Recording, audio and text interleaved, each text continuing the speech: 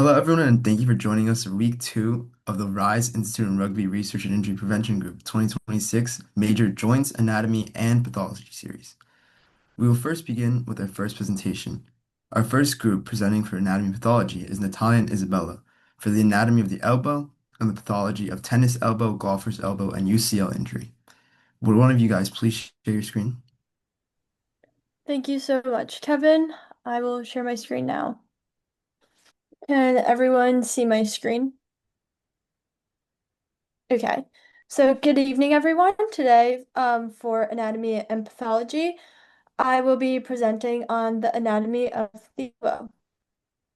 So just a brief introduction. The elbow is one of the most important joints in the body because it allows us to perform many everyday activities and athletic movements. Its stability It stabilizes and allows us to have a wide range of motion, and it connects to the rest of our arm. It's a connecting point between our shoulder and our forearm. To better understand how elbow injuries occur and how they are treated, it's important to understand the anatomy of the elbow. So, to begin, the elbow is a joint formed by three bones that work together to provide both movement and stability. The humerus is the upper arm bone and forms the upper portion of the elbow bone. It connects with the two forearm bones to allow the arm to bend and straighten.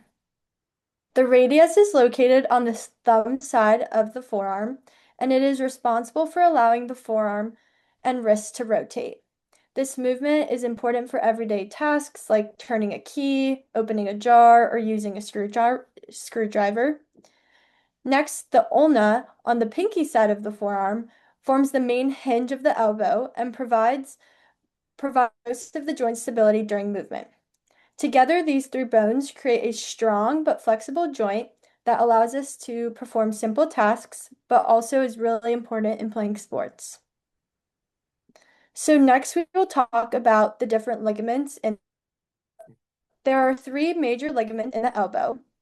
One of the most important ones is the ulnar collateral ligament, also known as the UCL, which is located on the medial side of the elbow.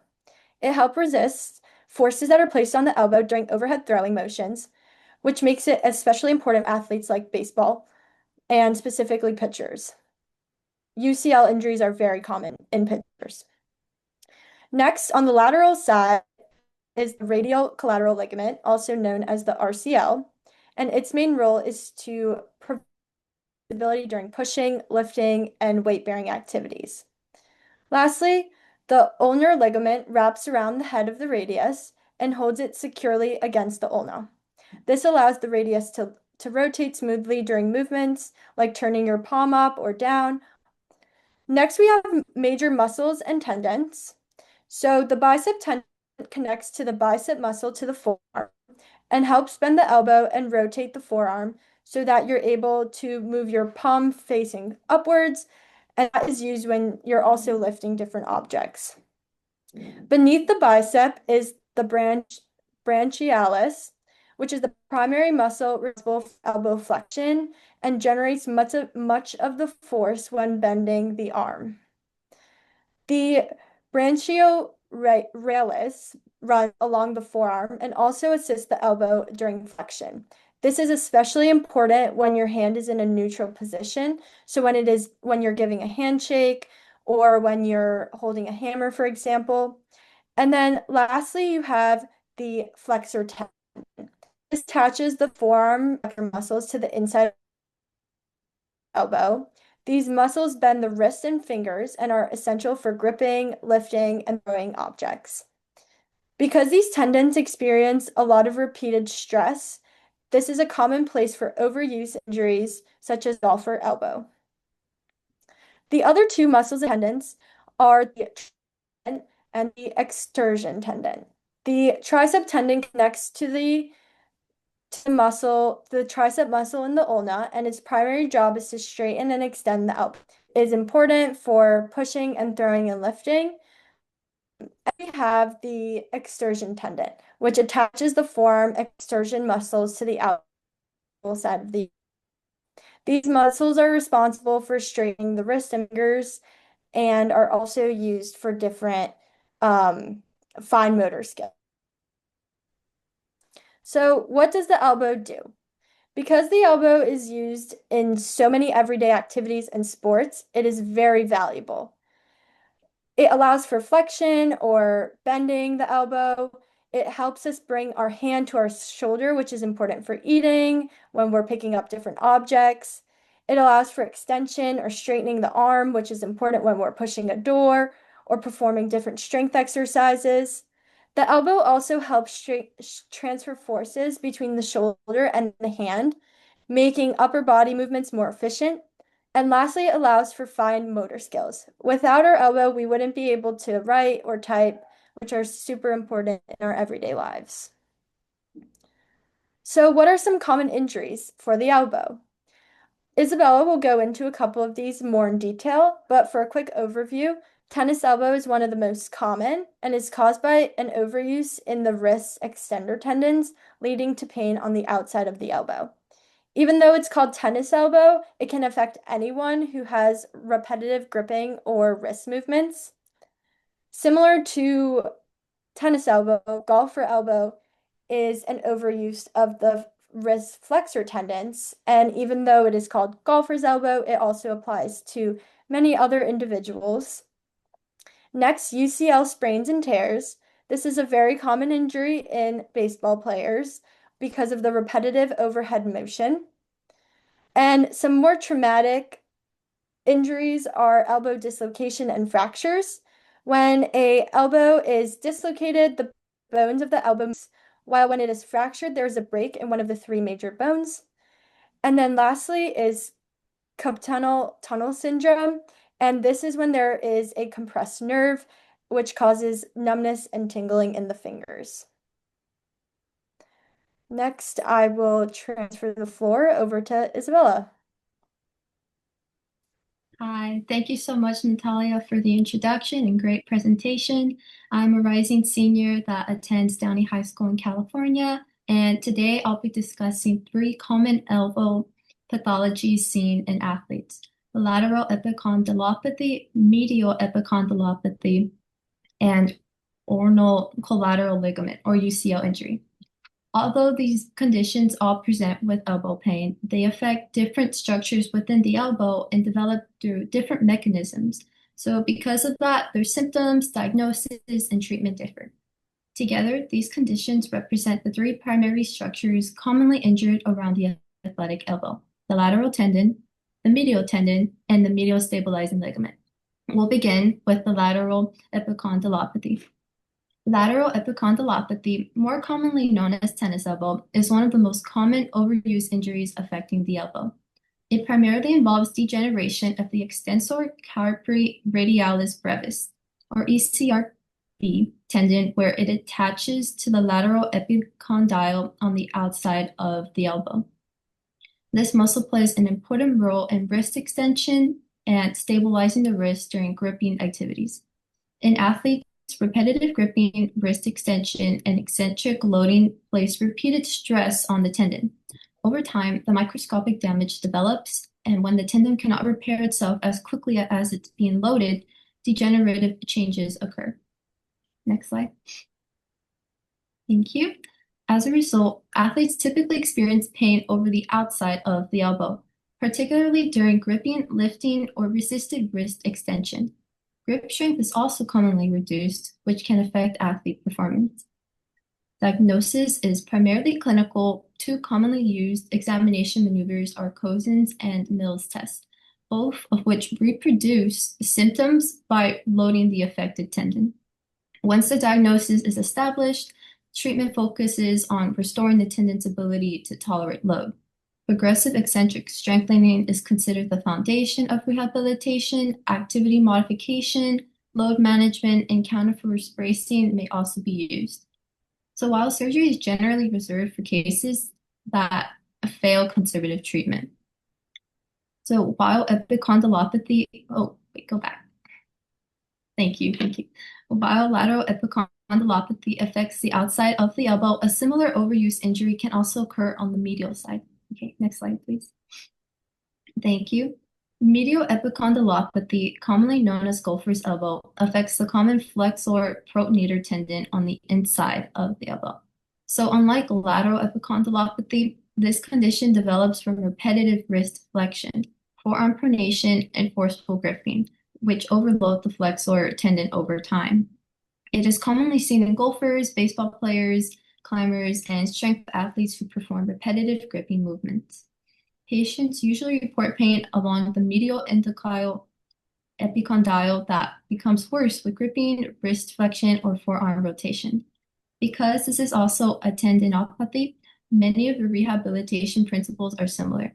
Treatment focuses on reducing excessive loading, progressively strengthening the tendon, correcting technique, and gradually returning the athlete to full participation. Next slide. Thank you. This brings us to our final condition, ulnar collateral ligament, or UCL injury. Unlike the previous two conditions, which involve tendons, this pathology affects a ligament. The UCL is the primary ligament responsible for stabilizing the inside of the elbow against valgus stress, particularly during overhead throwing. Sports such as baseball, javelin, and other overhead throwing events place repeated stress on this ligament. Over time, repetitive loading can cause partial or complete tearing. As the ligament becomes damaged, athletes often develop pain on the inside of the elbow during throwing, decreased throwing velocity, and in some cases, a feeling of instability. Diagnosis begins with a physical examination, while MRI is commonly used to confirm the injury and determine its severity. Treatment depends on the extent of the injury. Partial tears can often be managed with rehabilitation and a structured return to throwing program. Complete tears, particularly in competitive throwing athletes, may require UCL reconstruction, commonly known as Tommy John surgery. Next slide. Thank you. To summarize, although these conditions all affect the elbow, each involves a different structure. Lateral epicondylopathy affects the extensor tendon on the outside of the elbow. Medial epicondylopathy affects the flexor pronator tendon on the inside of the elbow. And UCL injury affects the ulnar collateral ligament, the primary stabilizer on the medial side of the elbow. One common feature shared by all three conditions is repetitive loading. When the demands placed on the tissue exceed its ability to recover, injury develops. So recognizing these conditions early, managing training load appropriately, and following a progressive rehabilitation program are all essential for a safe return to sport and for reducing the risk of reoccurrence. Next slide. Thank you. So in closing, there are three key points to remember. First, overuse is the biggest risk factor for these injuries. Second, tendons respond best to progressive loading rather than complete rest during rehabilitation. And finally, good technique, appropriate training progression, and an adequate recovery remain the most effective strategies for preventing these injuries in athletes.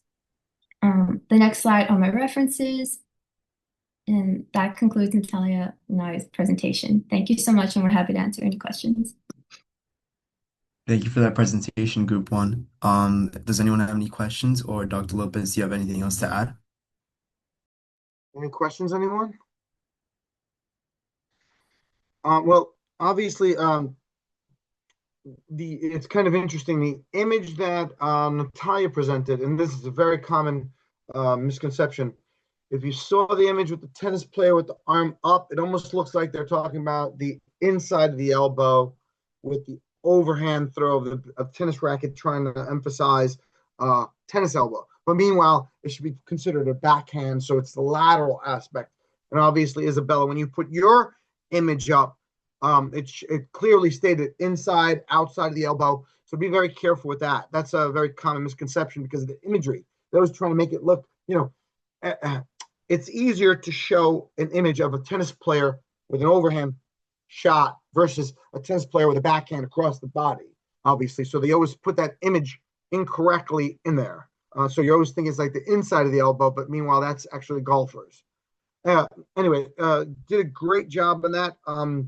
What's also kind of interesting with the pathology of the elbow is that you unfortunately missed a little bit on the degrees and the rotational capabilities. And so hyperextension, and obviously we all know about flexion, but in hyperextension, you only get like maybe 10, 15 degrees of that. But that is a very common injury, more so than you think in sports, where a wrestler is pinned on their elbow, or too much force with the volleyball. You know, either way, the whole idea is that the hyperextension is a very problematic injury to encounter, because it's very hard to recover from that. Because obviously with flexion, you can kind of baby it and try to, but with extension, it's almost hard to do physical therapy. You can imagine, right? If you flex your triceps, that's really kind of pulling on around the elbow, not the elbow itself. So the elbow joint itself is actually exposed. And so when the bones meet, they almost impact, and there's like a bone bruise to that hyperextension. It's very problematic recovery from it. And then long-term sequelae from that, from hyperextension. Another thing is, when they talked about the overhead athletes with ulnar collateral ligament, the common ones, right? It was great that they started going into athletics, because very common, people don't think of javelin, shot put. A lot of overhead throwing occurs in athletics as well. And so the ulnar collateral ligament can be ruptured in many other sports than what we've seen. We commonly associate it with baseball because of the amount of forces with the elbow at the throwing phases. And that's probably why we see that more commonly. But obviously, thank you very much for concluding by saying, ladies, that a good rehab physical therapy program helps you recover appropriately. You kind of really have to give it the time to recover these injuries for the elbow, because it's a joint like the shoulder. You can't stop walking. Ankle injuries, right? You just can't stop, and the elbow too, right? You're always picking something up. So with any of them, golf, tennis, ulnar collateral ligament, any injury to the elbow, any grip strength is very weakened, very problematic. All right. Thank you very much. All right, for our second group presenting, it will be Angelica and Lon. They will be presenting on the anatomy of the wrist and the pathology of carpal tunnel, scaphoid fractures, and the Quervain's tendinovitis. Would one of you guys please share your screen? Okay. Hi, everyone. My name is Angelica. I'm a senior majoring in health science at Stony Brook University, and today I'll be discussing the anatomy of the wrist. Next slide, please. Okay, perfect. Okay, so to start, the wrist is made up of 8 small carpal bones arranged in 2 rows. The proximal row is the row closest to the forearm, while the distal row is the row closest to the hands and finger. In anatomy, the proximal row can be described as closer to the body center, and distal can be described as farther from the body center. You can refer to the diagram on the right, which is color-coded to represent each bone. The proximal row consists of the scaphoid, the lunate, triquetrium, and pisiform, and the distal row includes the trapezium, trapezoid, capitate, and hamate. These carpal bones connect the hand to the radius and ulna of the forearm, and together they provide the wrist with an important balance of stability and flexibility, which allows it to withstand forces while still performing a wide range of movements.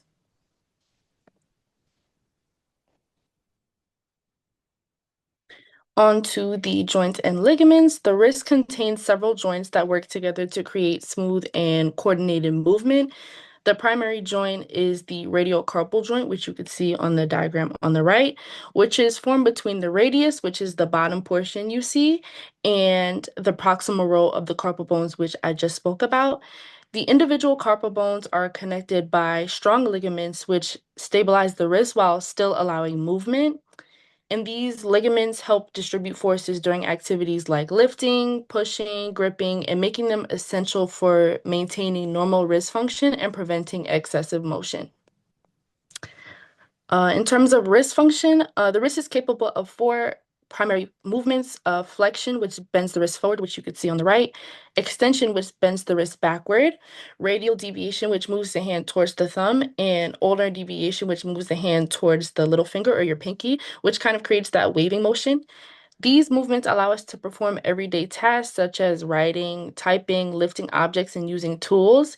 Because of its unique structure, the wrist provides both strength and precise control needed for fine motor activities. Now that we've covered normal anatomy and function of the wrist, it's important to understand what can happen when these structures are affected by injury or compression. Alon will now discuss one of the most common conditions involving the wrist, carpal tunnel syndrome, including its causes, symptoms, and treatment options. Okay, thank you for that introduction. My name is Alon Cooper. I'm a senior kinesiology major at Hampton University, and I will be discussing three pathology diseases of the wrist: carpal tunnel syndrome, de Quervain's tendinosynovitis, and scaphoid fracture. First, we'll get more into the anatomy of the carpal tunnel. The carpal tunnel is a narrow passageway in the wrist formed by carpal bones and the surrounding tissue. It allows important structures like tendons, ligaments, and the median nerve to pass from the forearm into the hand. The median nerve is especially important because it contributes to motor and sensory function. When it becomes compressed within this space, the carpal tunnel syndrome develops. The classic symptoms of carpal tunnel syndrome are tingling, numbness, and weakness in the fingers. In the early and moderate stages, symptoms will become more frequent and intense. In the advanced and severe cases, the prolonged compression can lead to sensory loss and muscle atrophy. Some causes and risk factors are that anything that puts pressure on the median nerve. Carpal tunnel syndrome can result from anything that puts pressure on it, like repetitive strains, arthritis, sprains, fractures, and even a ganglion cyst. There's no single proven prevention strategy, but reducing wrist strain, improving wrist posture, and taking frequent breaks may help lower the stress on the hand and the wrist.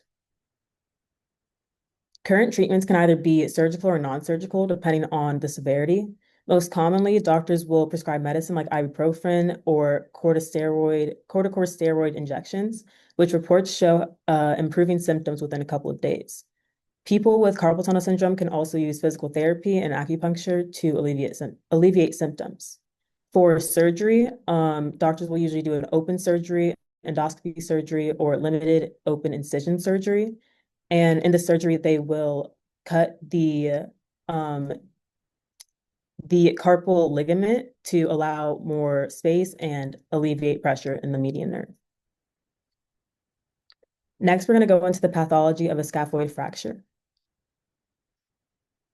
The scaphoid is one of the proximal carpal bones and works closely with nearby structures such as the lunate bone and the scaphoid lunate ligament. Together, these structures help maintain carpal stability while allowing flexible wrist movement and load bearing.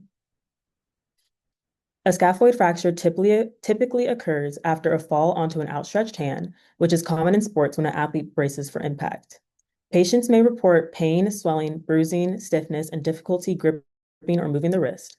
And the more distal the fracture is, the longer it takes to heal.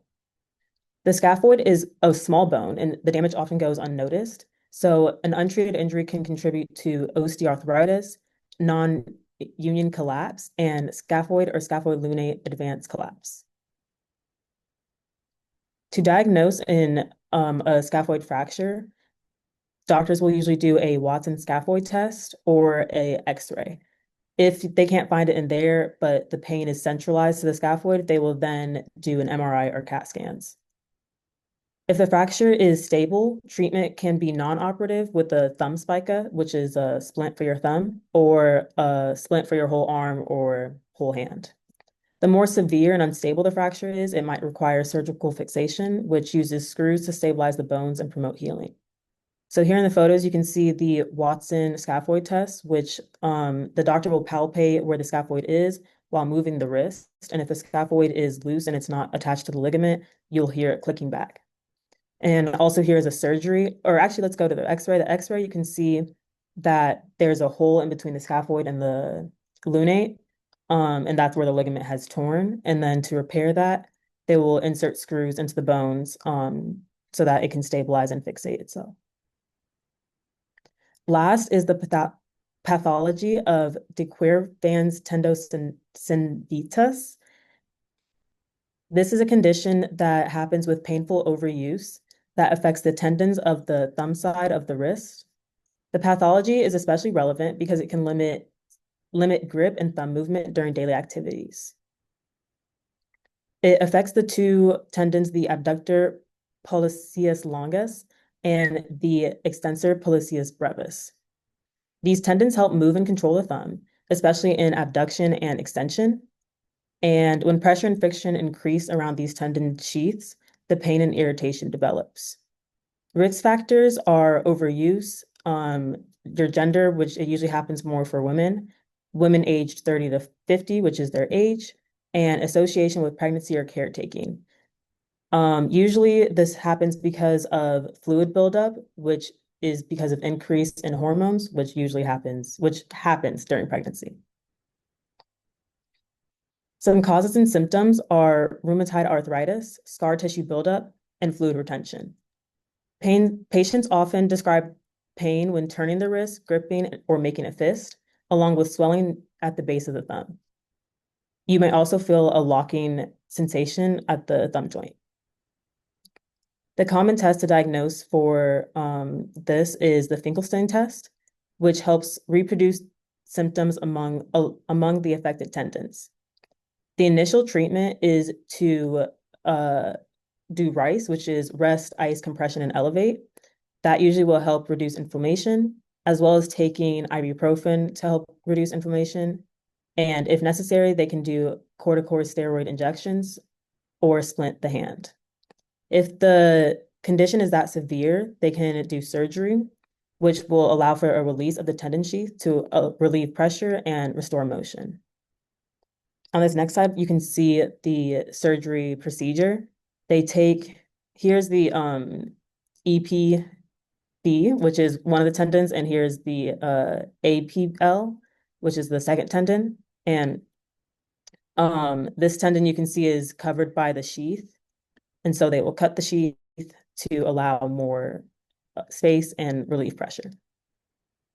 Here are all of our references. And we are open to questions. Anything else? Thank you for that excellent presentation, Milan and Angelica. Does anyone have any other questions, or Dr. Lopez, do you have anything to add on? So with the release of the elbow, release of the carpal, release of Finkelstein's, for the Quervain's tendinosynovitis, you can release the tendons or the retinaculum or the sheaths and allow the nerve, even with the ulnar, you can remove the ulnar from the groove, the funny bone, and then bring it out and laterally secure it. They do this so this way you don't have the numbness and tingling, the side effects of that. But what you should also take into consideration is that, yes, these are points of where it could occur, but since the neurological track goes all the way up into the spine, and what you should do is you should think about it as a butterfly, that the nerves are all coming out of the cervical, the cervical nerves are all coming out of the brachial plexus there. And then these branches can be impinged not only in the cervical bone area where they come out, they could also be impinged by muscles and groups, inflammation, bursitis, tendinitis, and therefore also at points of tension. So anywhere along the lines, bless you, the nerves can give you, the nerves can be impinged and have these signs and symptoms. So just think about anywhere along the track of the nerve plexus, anywhere along the nerve area of tension, elbow, wrist, right? Any tension areas, right? As you saw anatomically with the images that the lady showed, you can see where it could possibly get caught. and therefore you can release that. They've been very good success rates with releases of the retinaculum and the sheaths in the tendons. I'm sorry, the sheaths, retinaculums. Now, regarding scaphoid fractures, this is very, very, very problematic because the blood supply is tenuous because this is one of the bones you have to be very, very careful with. The classic snuff box. Elon, why don't you try to find a snuff box test for the scaphoid and maybe even a video or something. This is something that everyone should know. This is very problematic with foosh fall on outstretched hand. With a foosh pathology, right? Everyone's fallen, right? Everyone's put their hand out to try to stop themselves. But you can also get a scaphoid fracture with a reverse impact, not just with your body weight, but with the reverse impact. We see this with rowing, or impacts you backwards sometimes in the water. You could even see it with construction workers, with an impact of a tool. And obviously, so therefore, if you just envision that the impact come not just in this direction, but also in this direction. So now the problem with that is that if you do end up with a fracture, you have a tenuous blood supply because the blood supply actually goes up, over, and then feeds the bone from the top part. The blood supply goes up, over, and then feeds the scaphoid from the top. So if you have a fracture in that bone, the posterior part could die, or the inferior part of the scaphoid can die. It's a very, very big problem. If it's misdiagnosed, license taker. Know for a fact. It's a very, very, problem. That's why you have to immediately reapproximate the pieces with screws, surgical. So this way, maybe you can give that blood supply a chance. All right. Did you find that, Elon, the snuff box test? Maybe very hard. So everyone, take your hand out like this, and then lift up your thumb as hard as you can. And you have a little area where back in the day, they used to put the English used to put snuff in there. They used to snuff it up. So it's actually the space. If you can see here, it's this space where that's, right? The tendon, between the two tendons, that snuff box.